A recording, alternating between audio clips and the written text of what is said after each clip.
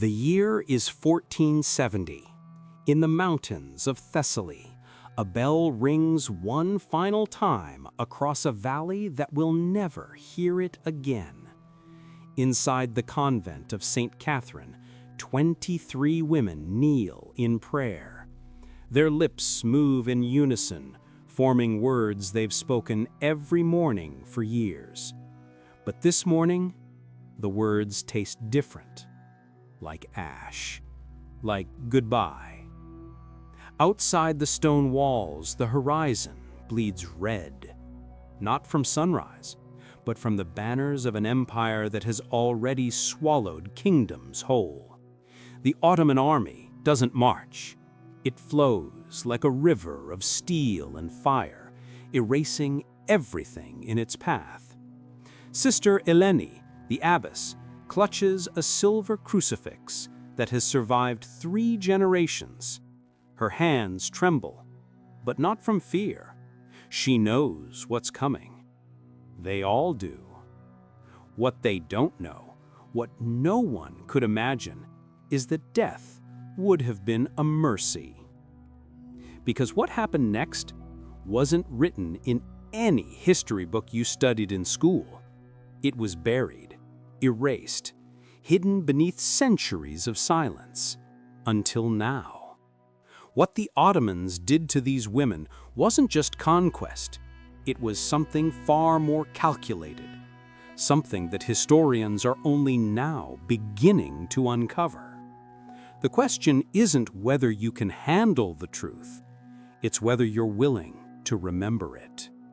If you've ever wondered why certain stories vanish from history while others are told again and again, you're in the right place. Here on Crimson Historians, we dig into the archives the world forgot.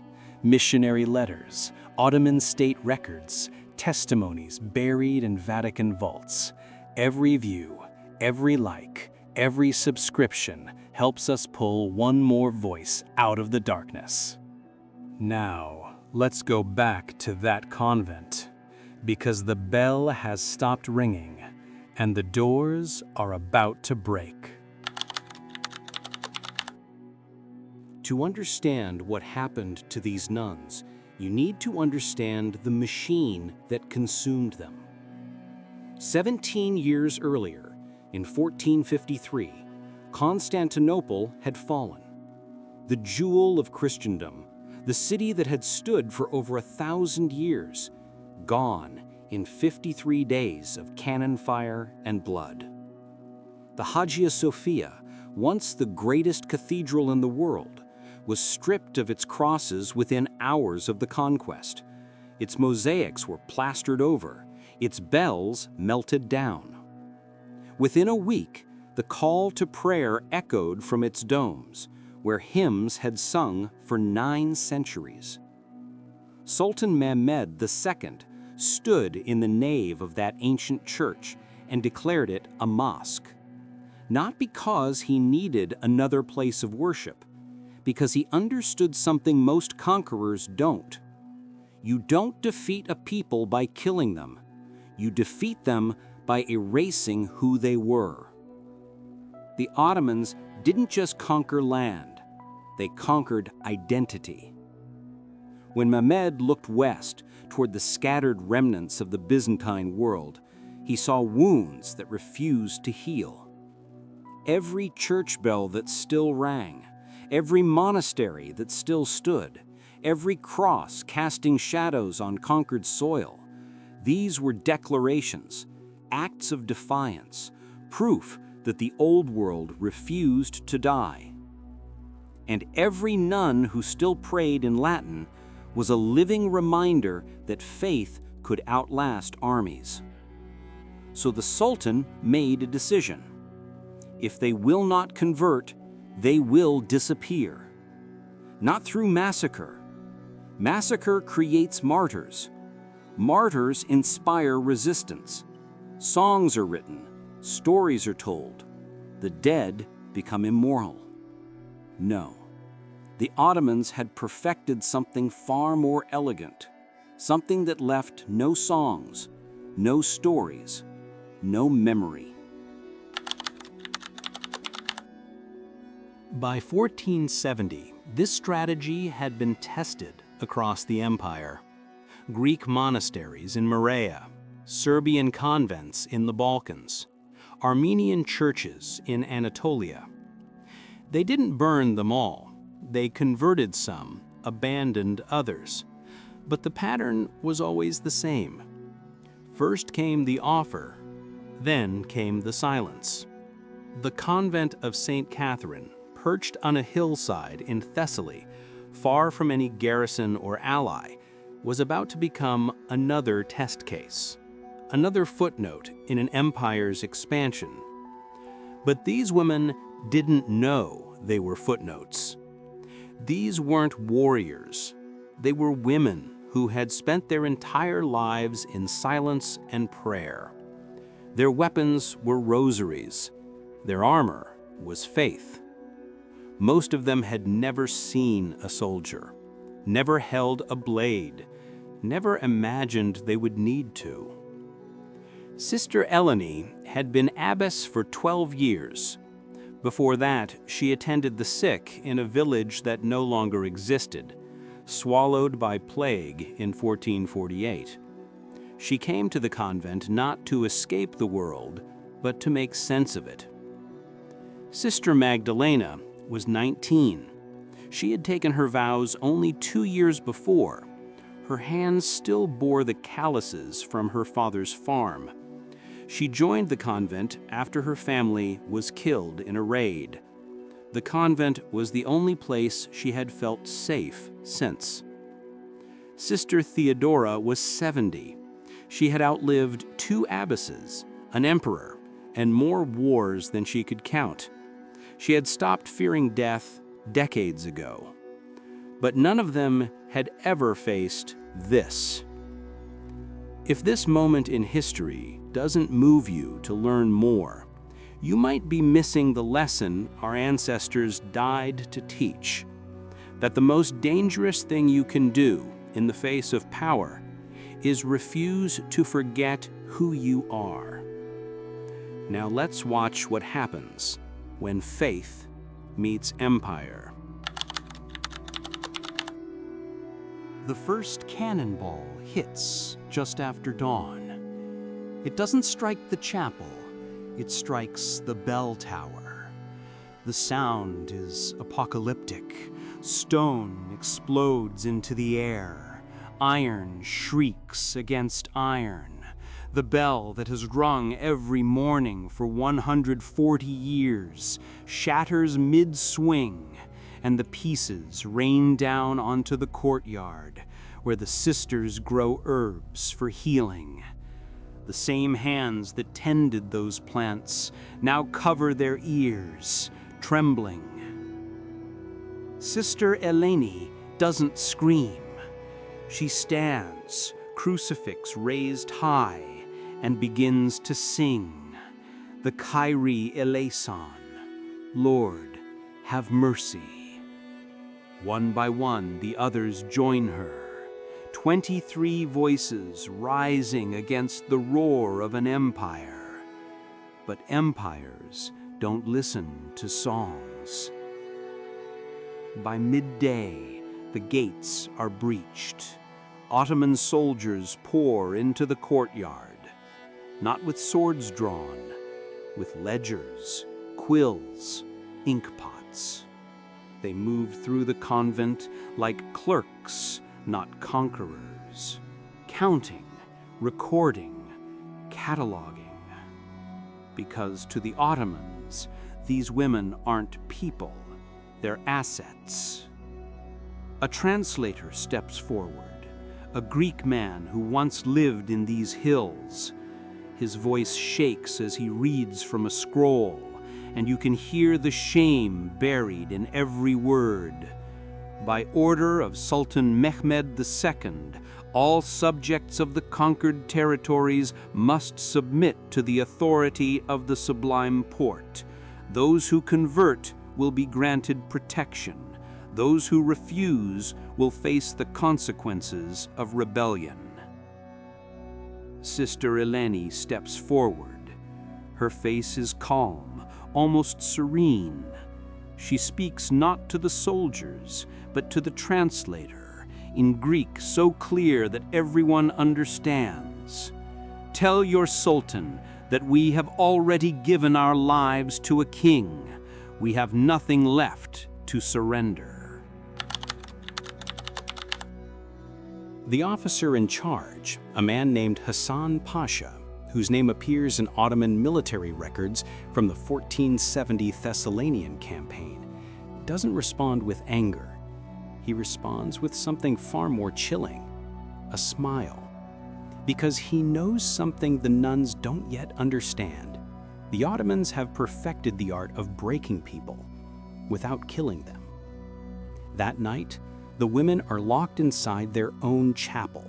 No food, no water, just darkness and the sound of soldiers outside, laughing, eating, living, while they wait to see who breaks first.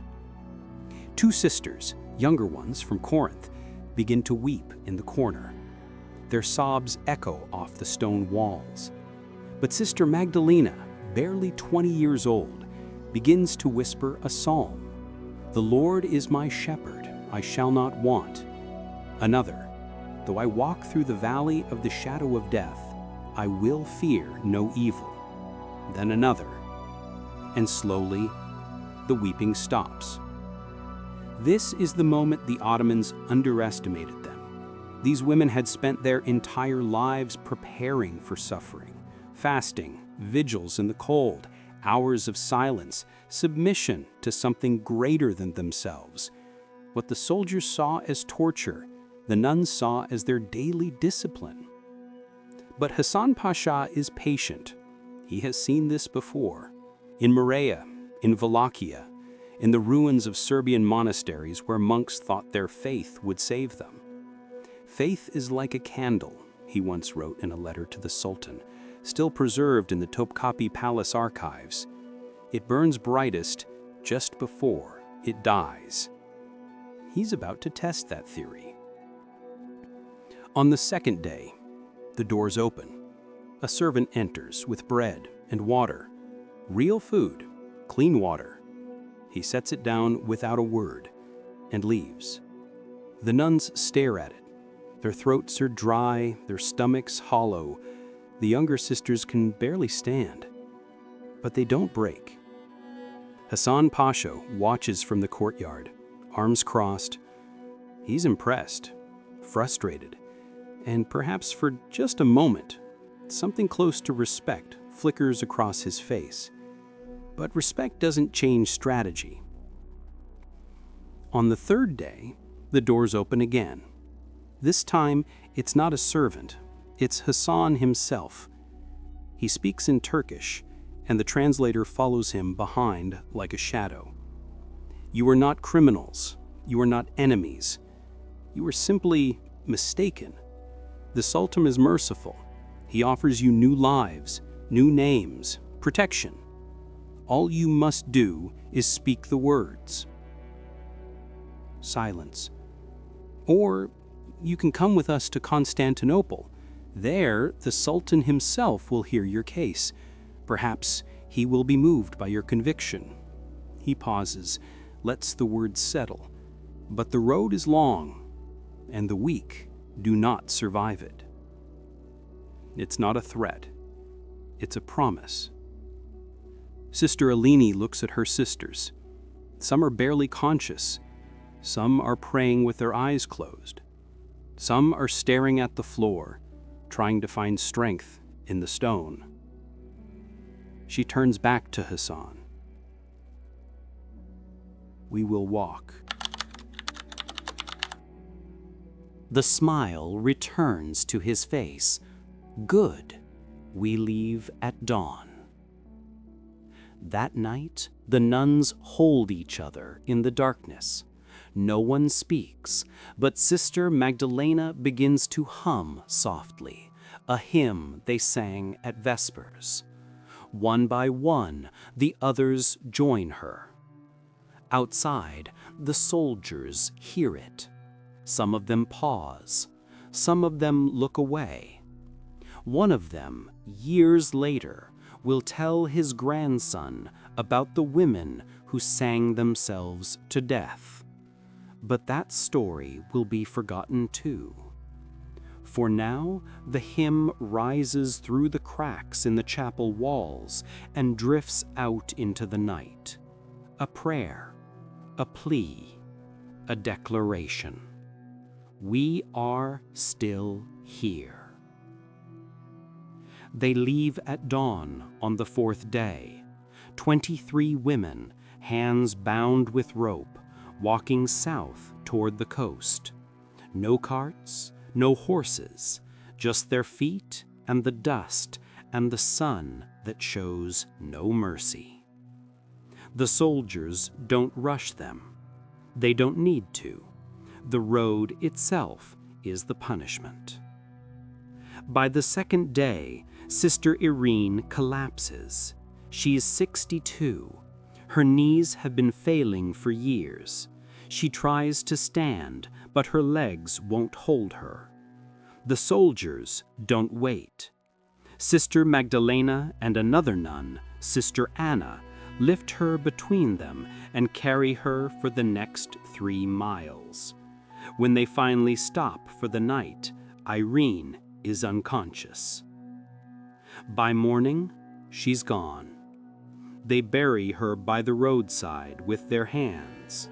No tools, no ceremony, just dirt and whispered prayers.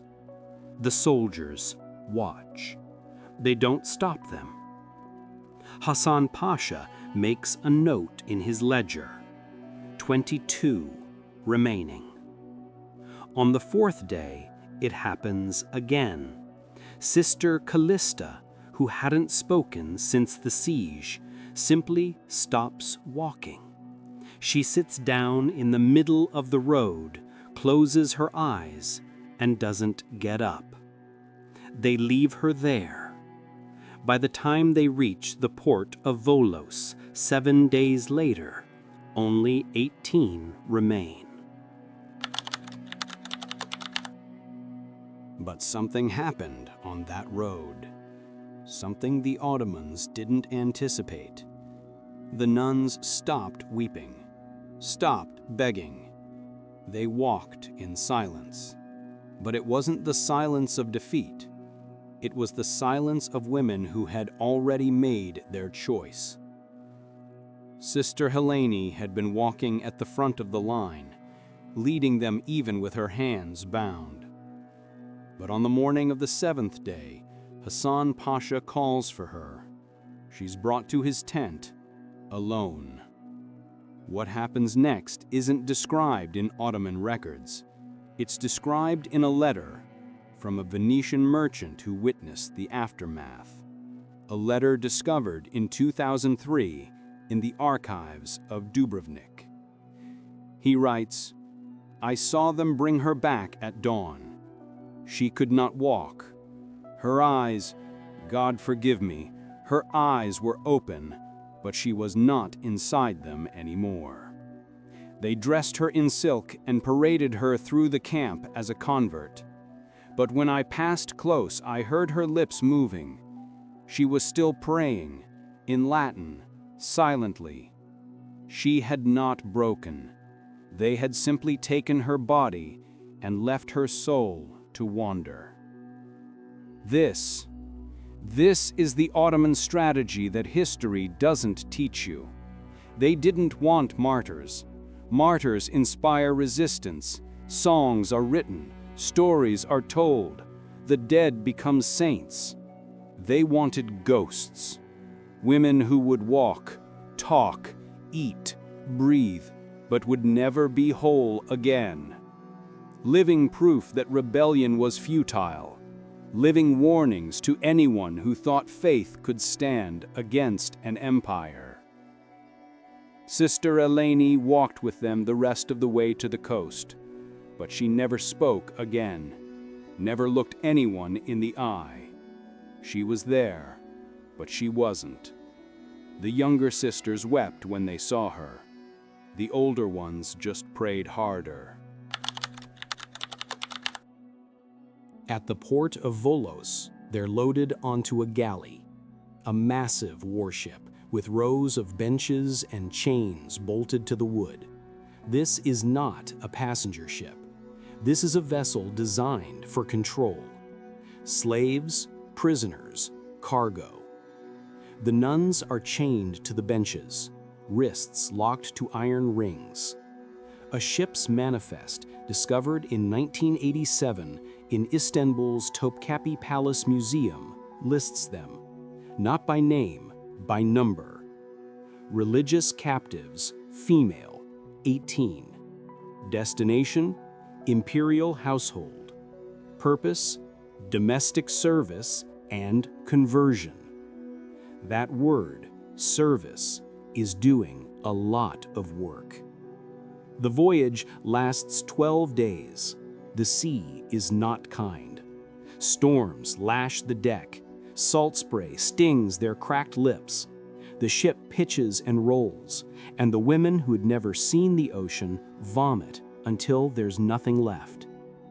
At night, the youngest, Sister Magdalena, whispers psalms beneath her breath. Her voice is faint, barely audible over the crashing waves. But the other prisoners, Greeks, Serbs, Italians, men and women chained beside them, turn their heads to listen. For a moment, the sea seems to still. When the ship finally enters the Bosphorus, the sisters see the skyline of Constantinople rise before them. Domes, minarets, walls that seem to stretch forever. The city gleams in the dawn light like a blade. For centuries, it had been called the city of the world's desire. Now, it would become their cage. From the docks, they're marched through narrow streets lined with merchants, soldiers, and slaves. People stop to stare. Christian nuns among the captives are a rarity, even in an empire built on conquest. This is unusual. They're led past the ancient walls, through the imperial district, past gardens where fountains sing and peacocks scream, and then, in the shadow of Hagia Sophia, the great church that is now a mosque, they're forced to stop, to kneel. As the call to prayer echoes from the minarets, one of the sisters whispers, "We are home, but it is no longer ours." They're taken to the palace, but not to the grand halls, not to the courtyards where ambassadors walk and viziers conspire. They're taken beneath, down stone steps that spiral into darkness, through tunnels that smell of damp and decay, to a place that doesn't officially exist. If you're still watching, it's because part of you knows this story needs to be told. Subscribe to Crimson Historians, not for us, for them, for the voices that were swallowed by silence. Now, let's follow them into the dark. Beneath Topkapi Palace, there's a network of tunnels that tourists never see. Storage rooms, servant quarters, forgotten corridors that wind through the bedrock like veins. And in the farthest corner, sealed off for centuries, a room with no official purpose. In 2011, during restoration work, archaeologists broke through a false wall. What they found stopped them cold. Scratched into the stone, barely visible, were crosses, dozens of them, small, crude, carved with fingernails or shards of broken pottery. And beneath those crosses, etched in Latin, 4 words: Lux in tenebris lucet. The light shines in the darkness. This was their chapel. For months, maybe years, these women lived beneath the palace, working as silent servants by day, scrubbing floors, washing linens, tending fires for rooms they would never enter. But at night, when the palace slept, they gathered in this forgotten room and prayed. They had no priest, no altar, no Bible, just memory. They recited psalms from recall, verses half forgotten, reshaped into prayers that kept them alive. They sang hymns in whispers so faint the stone barely caught them. They held communion with bread stolen from the kitchens and water from the palace wells. And they carved their faith into stone, one scratch at a time, knowing no one would ever see it. Sister Magdalena was among them, the girl who had whispered psalms on the ship, who had carried Sister Irene on the road, who had refused to look away when they brought Sister Eleni back in silk. She became their voice in the dark. The archaeologists found her mark too, a small bird scratched into the corner of the wall. Beside it, 23 lines, one for each sister. But only 11 lines were complete. The rest trailed off into nothing. They used broken pottery for candle holders, a scrap of linen for an altar cloth. From a shard of a shattered mirror, they fashioned a crude cross. In this secret chapel, they gathered each night after the palace slept. No hymns, no sermons, only whispers. Each woman knelt and shared a memory. Her home, her church bell, the warmth of bread before dawn. These memories became their new psalms, small offerings to a God who still listened in the dark. A Venetian prisoner held in the palace for ransom in 1478 wrote of strange voices echoing beneath the harem, women singing in Latin to a God not of this empire.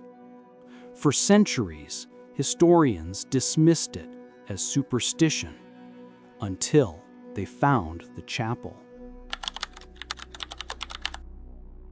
But here's what breaks your heart. The crosses stop. Halfway through the wall, the scratches become erratic, desperate. The lines deepen, as if carved with more force, more urgency.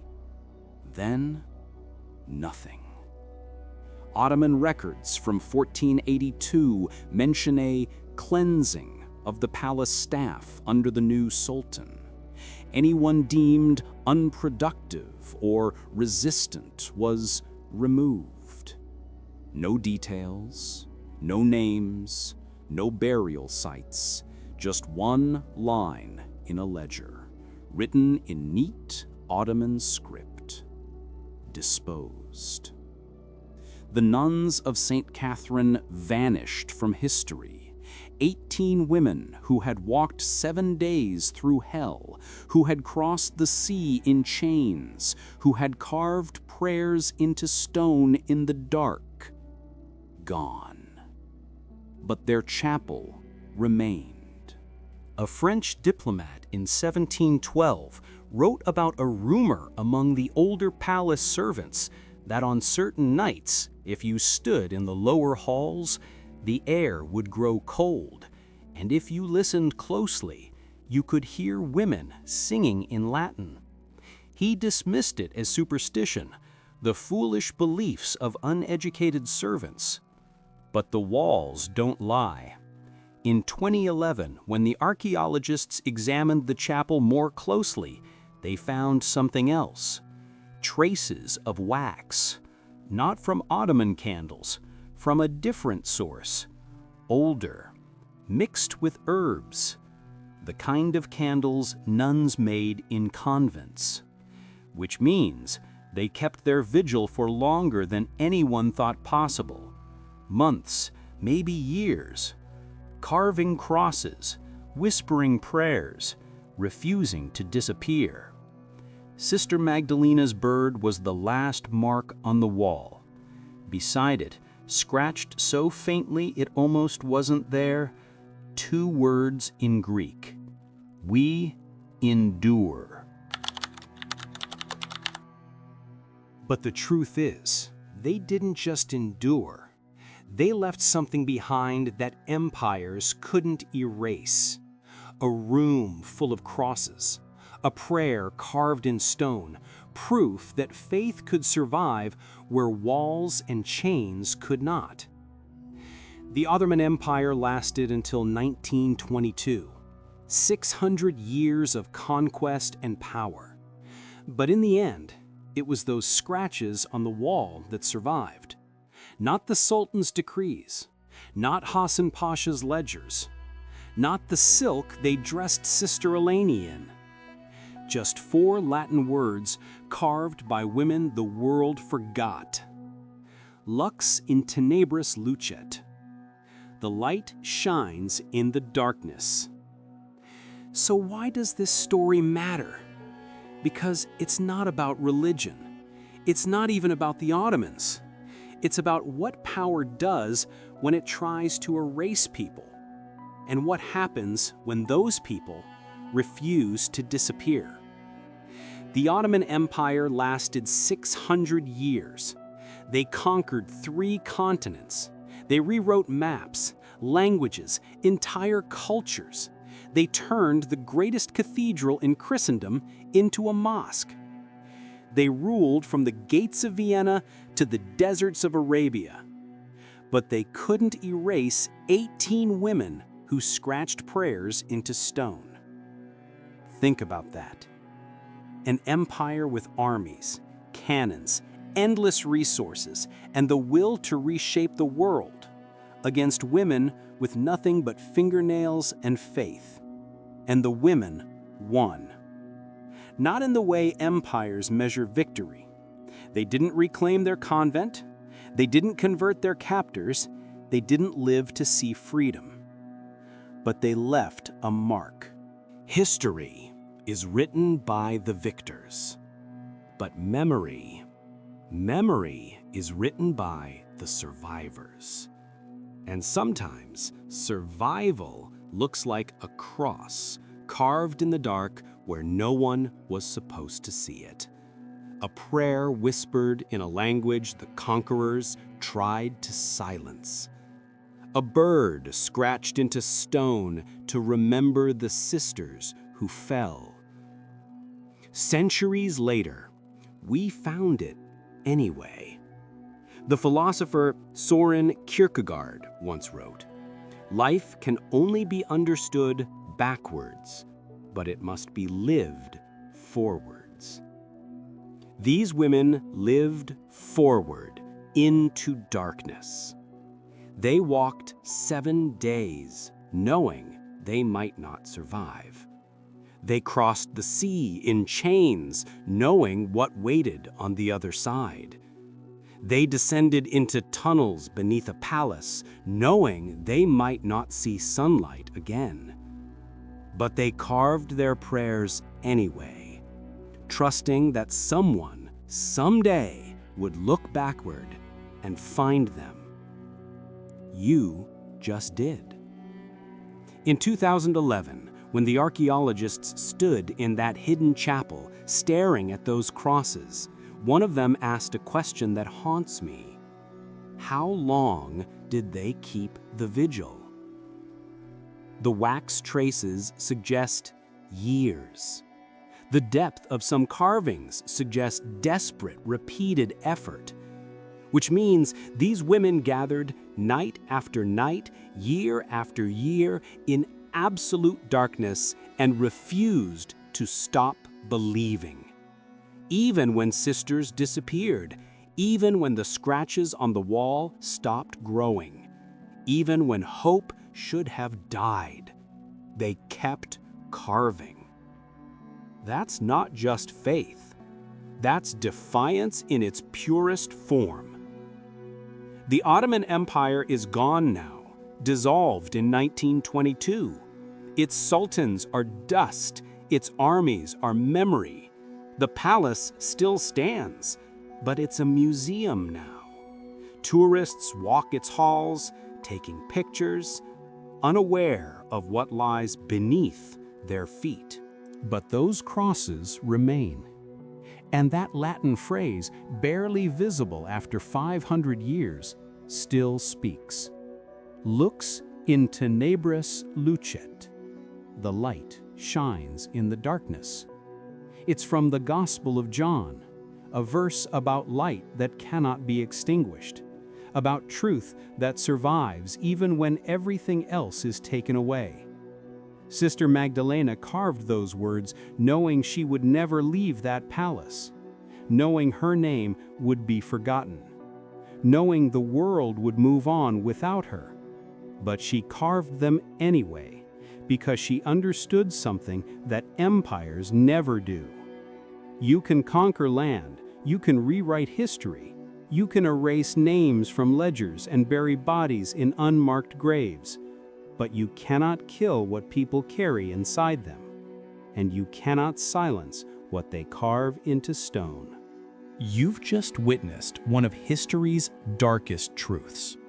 If stories like this remind you how fragile humanity is, how easily voices can be erased, then subscribe to Crimson Historians and keep the past alive. Because some voices deserve to be heard, even if they were silenced centuries ago, especially then. The nuns of St. Catherine were meant to disappear. That was the plan. Erase them, break them, turn them into ghosts, or converts, or footnotes in Ottoman ledgers. But they didn't disappear.